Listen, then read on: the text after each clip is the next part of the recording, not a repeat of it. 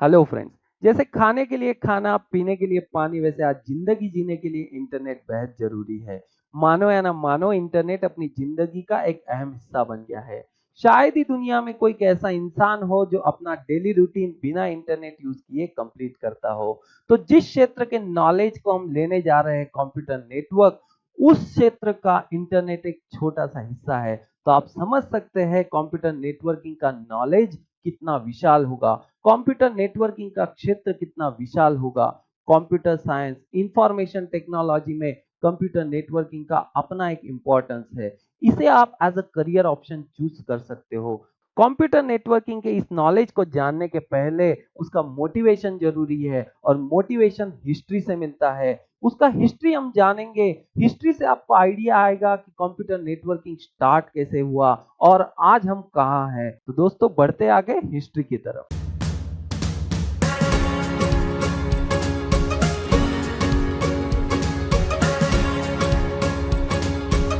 Computer networking की शुरुआत 1969 में यूएसए में हुई।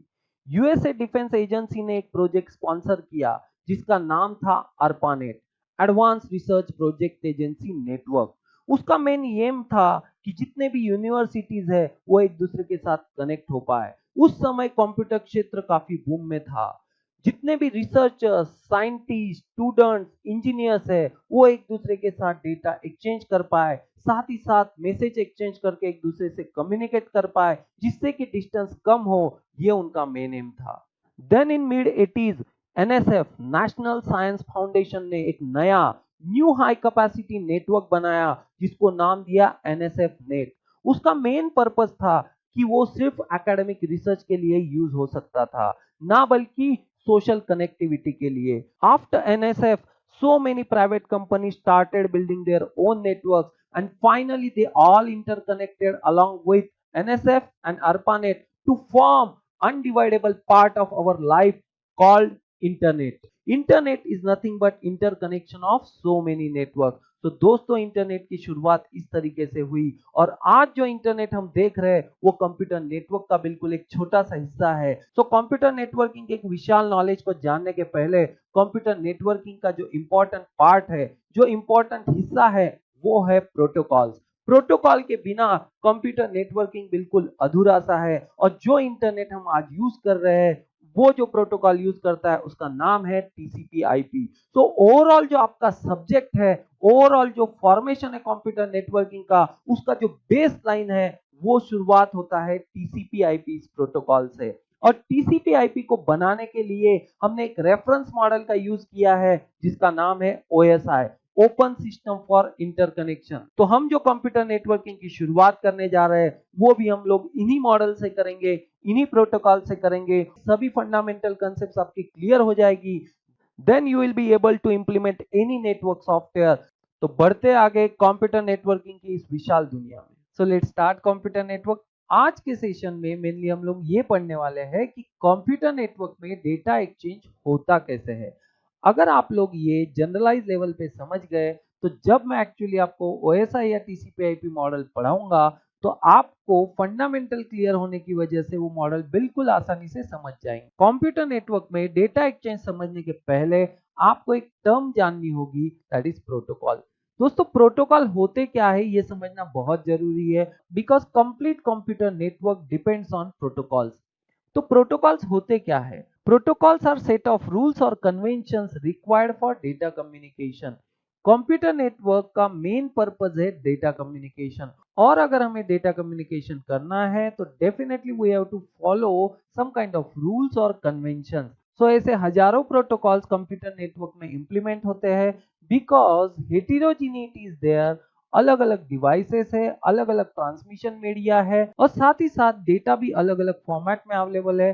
सो यूजिंग प्रोटोकॉल्स हम लोग आसानी से इस हेटेरोजेनिटी को कंपैटिबिलिटी में कन्वर्ट कर देते हैं, हर नेटवर्क को कंपैटिबल बना देते हैं, जिससे कि डेटा आराम से एक नेटवर्क से दूसरे नेटवर्क में ट्रांसफर हो जाए। प्रोटोकॉल को दूसरे एग्जांपल से भी आप समझ सकते हैं। फॉर एग्जांपल, अगर हम लोग कोई पार्टी में जाते हैं, पार्टी का अपना एक क्या होता है, प्रोटोकॉल होता है। According to occasion, according to party thing, हम हमारा ड्रेस स्टाइल सिलेक्ट करते हैं। तो प्रोटोकॉल्स आर वेरी इंपॉर्टेंट। तो अब हम लोग एक्चुअल डेटा एक्सचेंज की तरफ बढ़ते हैं। आज के जो सेशन में मैं आपको डेटा एक्सचेंज के बारे में बताने वाला हूँ। अगर ये भी आप समझ गए तो नेटवर्किंग को आप आसानी से समझ जाएंगे। तो स्टार्ट करते हैं, कंप्यूटर नेटवर्क में डेटा एक्सचेंज कैसे होता है। तो यहाँ से आगे कंप्लीटली आपका फोकस इस डायग्राम पे होना चाहिए। साथ ही साथ जो जो टर्मिनोलॉजी में यहाँ पे यूज करने वाला हूँ, हर एक टर्मिनोलॉजी पे बिल्कुल आप ध्यान दीजिए। हम लोग इसको ट्रीट करते हैं, यहाँ पे देखिए A B C D E F. इनको आप क्या क्या बोल सकते हो? आप इनको मशीन बोल सकते हो, नोड बोल सकते हो, होप बोल सकते हो, राउटर बोल सकते हो, स्विच बोल सकते हो, सर्वर बोल सकते हो। सो इसके बहुत से अलग अलग नाम हो सकते हैं। सो फिलहाल के लिए हम लोग इसको सिंपली एक नोड कंसीडर करते हैं। मान लो ए नोड है, B C D E F, ऐसे यहाँ पे टोटल 6 नोड्स है। सो ये नोड्स में एक दूसरे में क्या होने वाला है? डेटा एक्सचेंज होने वाला है। सो एग्जैक्टली डेटा एक्सचेंज होने कैसे वाला है, वही हम यहाँ पे जानने वाले हैं। सो अब हम ये देखेंगे कि इन सब नोड्स में डेटा एक्सचेंज होने कैसे वाला है। सपोज करो हमें डेटा ट्रांसफर करना है ए से ई में। अब ए से अगर आप देखो तो यहां से ये एक पाथ है, ए टू डी, डी टू ई, ऐसा हम जा सकते हैं। या तो ए टू सी, सी टू ई, ऐसा जा सकते हैं। या फिर इस तरीके से हम लोग जा सकते हैं। तो यहाँ पे बहुत सारे पाथ अवेलेबल हैं। तो जो पाथ मैंने अभी आपको बताया, उन पाथ में से एक्चुअली ए से ई तक डेटा ट्रांसफर कौन से पाथ से होगा, ये अब समझना बहुत जरूरी है। क्या ये सभी पाथ से डेटा सेंड होगा, या हम लोग कोई पर्टिकुलर पाथ ही चूज करेंगे? एग्जैक्टली जब हम इंटरनेट का यूज करते हैं तो डेटा एक्सचेंज होता कैसे है? अगर मान लो मुझे पुणे से दिल्ली अगर कोई मेल सेंड करना है, सो ऑब्वियस है there are several paths are available. लेकिन एग्जैक्टली कौन सा पाथ वहां पे चूज किया जाता है, ये भी समझना बहुत जरूरी है। तो यहाँ पे आपको मेजरली दो कंसेप्ट समझना होगा। पहला कंसेप्ट एक होता है पैकेट स्विचिंग, और दूसरा कंसेप्ट होता है सर्किट स्विचिंग। पॉइंट आपको ठीक से समझना है। एक कंसेप्ट रहेगा पैकेट स्विचिंग, एक कंसेप्ट रहेगा सर्किट स्विचिंग। अगर हम लोग सर्किट स्विचिंग का यूज करें तो हम लोग बिल्कुल आप एक ही पाथ से डेटा आपका जाने वाला है। पहले आप उस पाथ को कंप्लीटली रिजर्व कर देते हो। मतलब पहले ए डी को रिक्वेस्ट करता है कि मुझे ई को कम्युनिकेशन करना है वाया डी। अगर डी फ्री है, not doing any other task, तो डी ए को रिस्पॉन्स सेंड करेगा कि यू कैन सेंड डेटा। और ये जो पाथ है ये बिल्कुल रिजर्व हो जाएगा डी से लेके ई तक का। अब उस पाथ पे अगर कोई दूसरा नोड ए के अलावा डेटा सेंड करना चाहे तो भी नहीं कर सकता, बिकॉज डेडिकेटेड वो पाथ रिजर्व कर दिया गया है। ए जब तक के ई को डेटा सेंड कंप्लीट नहीं कर देता तब तक वो पाथ रिजर्व रहेगा। This is called as circuit switching, कि आपने एक सर्किट फिक्स कर दिया। और दूसरा कंसेप्ट होता है पैकेट स्विचिंग। अब पैकेट स्विचिंग का कंसेप्ट ऐसा है कि यहाँ पे ए से लेके ई तक अगर आपको डेटा ट्रांसमिट करना है तो आप सभी पाथ का यूज कर सकते हो।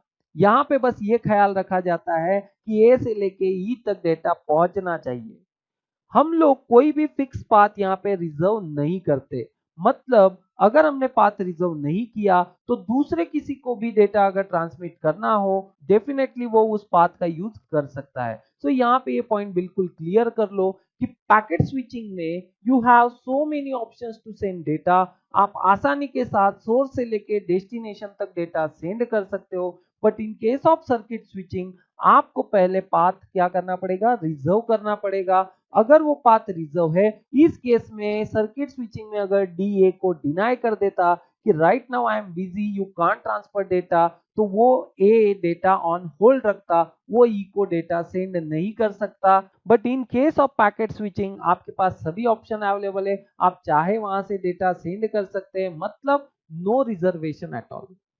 पैकेट स्विचिंग में रिजर्वेशन नहीं करना पड़ता है, जहां से रास्ता खाली दिखा हम सिंपली डेटा ट्रांसफर करेंगे। लेकिन सर्किट स्विचिंग में जैसे कि मैंने आपको कहा, कंपलसरी हमको पहले रिजर्वेशन करना पड़ता है। अगर वो पाथ का रिजर्वेशन हो गया तो ही जाके हम लोग डेटा सेंड कर सकते हैं। अगर डी उसे मना कर देता तो ये सी को पूछता था, सी अगर मना कर देता तो वो बी को पूछता था, और बी अगर हाँ बोलता था तब जाके डेटा कहाँ पे ट्रांसफर होता था, ई तक ट्रांसफर होता था, वहां पे भी एफ होता था और एफ भी डिसाइड करता था डेटा आगे फॉरवर्ड करना है या नहीं। सो जब तक के बी एंड एफ परमिशन नहीं देते सर्किट स्विचिंग में डेटा ट्रांसफर नहीं होता।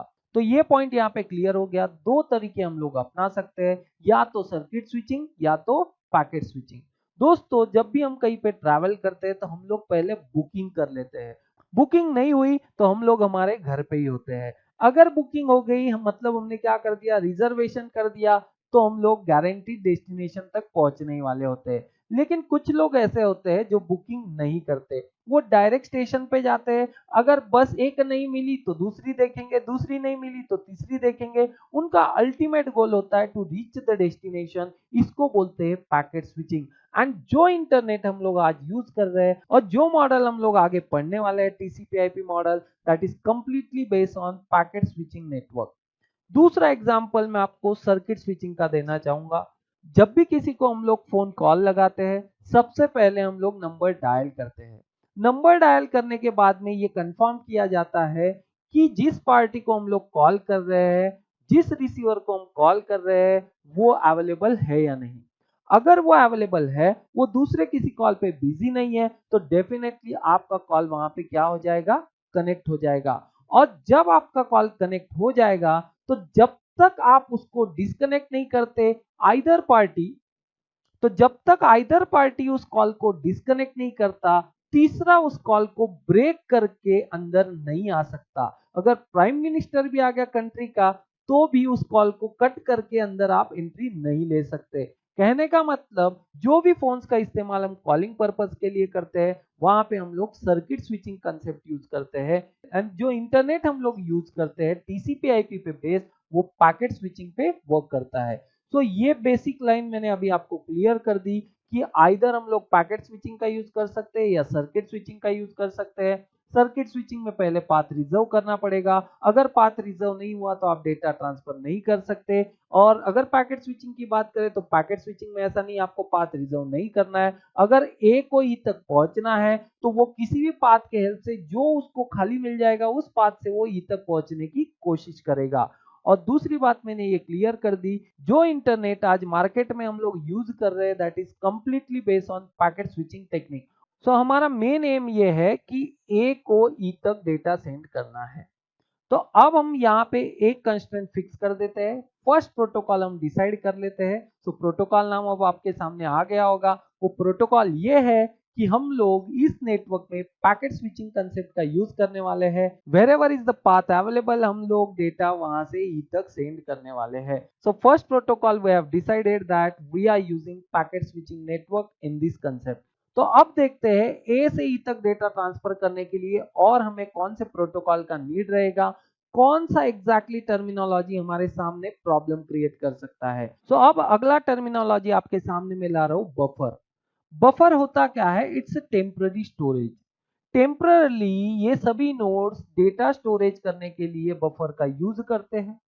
जब प्रोसेसिंग कंप्लीट हो जाता है, डेटा आगे फॉरवर्ड हो जाता है, तो बफर से उसको हटा देते हैं। तो नेक्स्ट कंसेप्ट जो हमारे सामने है वो रहेगा बफर। अब हर एक नोड का बफर कैपेसिटी होता है। जैसे मान लो डी का बफर कैपेसिटी है 200 MB, सी का कैपेसिटी है मान लो 300 MB, इसका 100 MB है।